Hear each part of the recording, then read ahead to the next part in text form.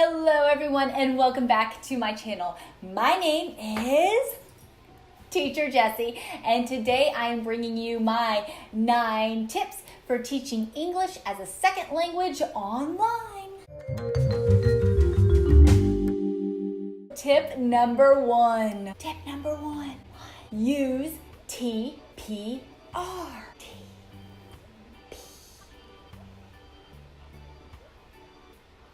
I can never get the R right. R.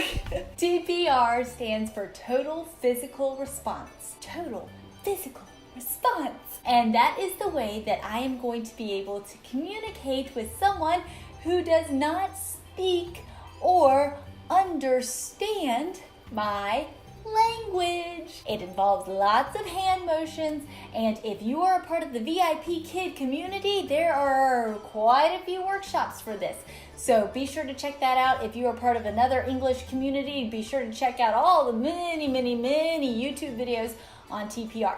But I will tell you right now is that these are a few of the things that I do. I always point to my mouth whenever I want them to listen. So I'll point to my mouth and I'll say things like ball. You're using your hands and you're using your motions in order to kind of communicate what you want them to say. Tip number 2. Slow down. I have a tendency to talk way too much, way too fast. And I find that whenever I do that, even with my students, thank goodness I have a few regulars that'll just look at me like, these are beginning students, they do not understand what you are saying. Which leads me to tip number 3. Go easy on the incidental language. What is incidental language, you might ask? Incidental language is like when you're moving from slide to slide and you're like, okay, now we're gonna go to this next slide, and here we're gonna learn about the ball. And the ball is the color blue. Do you like balls? Do you like the color blue? And they're looking at you like, and it doesn't have to be, of course, that fast. I'm exaggerating, but just if you are trying to get them to say the word ball, all you have to do is say ball, ball. It does not have to be complex, and the longer that you extend all of these sentences, the more stuff that they hear, it might become a little confusing. Now, there are other teaching platforms that actually encourage that because that's the natural way that we talk, and because this is an immersion type program, they encourage incidental language. But at Vipkid, they do not, and I understand that completely. As having been taught high school Spanish, it becomes much more enjoyable if I do understand what they're saying, at least bits and pieces of it. So if you can slow down, avoid the incidental language, and go over the things they know, of course, the better. Tip number 4, make mistakes on purpose. This is also very enjoyable if you have a student that isn't paying attention very well. Maybe they're super tired. Don't forget, these Chinese kids just went to school all day. Then they get off of school and they have violin practice, they have taekwondo, they have soccer, they have whatever. Then they have to do dinner, then they have to do homework, and then finally they do their English lesson at the very end of the school day. They are tired. So one way that I like to get them to talk is by making mistakes on purpose, especially if they're just kind of bored or they look like they're about to doze off. Lucy, A, A, E. Depending on where they're at, they'll either already know E or they'll know that you are not saying the letter A or something along those effects. Of course, now if you are trying to tell them that this is a car and they don't know the word car yet and you're like boat, that's just going to confuse them. They already know that this is supposed to be a car and they're just very tired. They get a real big kick out of that. Elephant. Elephant? Tip number 5.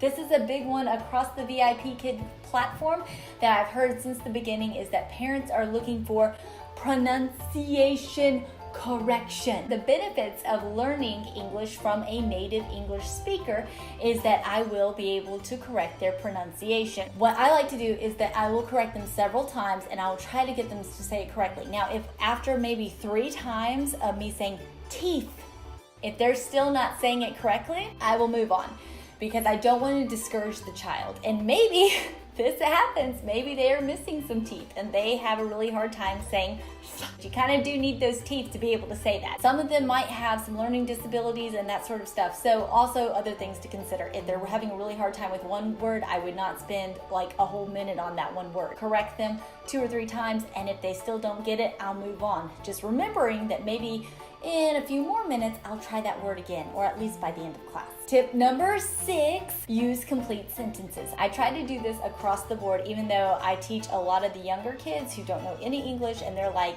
4 years old. But we do want to encourage complete sentences in all they do. Tip number 7, be sure to smile and get them to laugh. This is very important. Part of the entertaining part of this is that you are entertaining.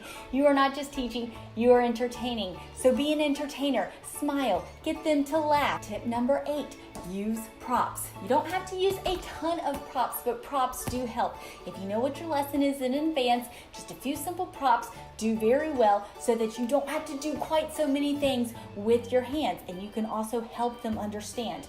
Props are fun, kids like them. I have a bunch, sometimes they're just for fun. Tip number 9 is my final tip, and that is to use good lighting. Recently, as in yesterday, I just got a new webcam. Hello, webcam. And I'm loving it because I've had problems with my lighting since the beginning. And if I turn the camera around, I have got 2 ginormous soft boxes. I did not buy these soft boxes for Vipkid. I bought them a long time ago for videoing and photography and stuff like that. But I've still had issues with my lighting, is that I couldn't figure this out, is that I had some professional lighting going on, and yet I could not figure out why I was still having lighting issues.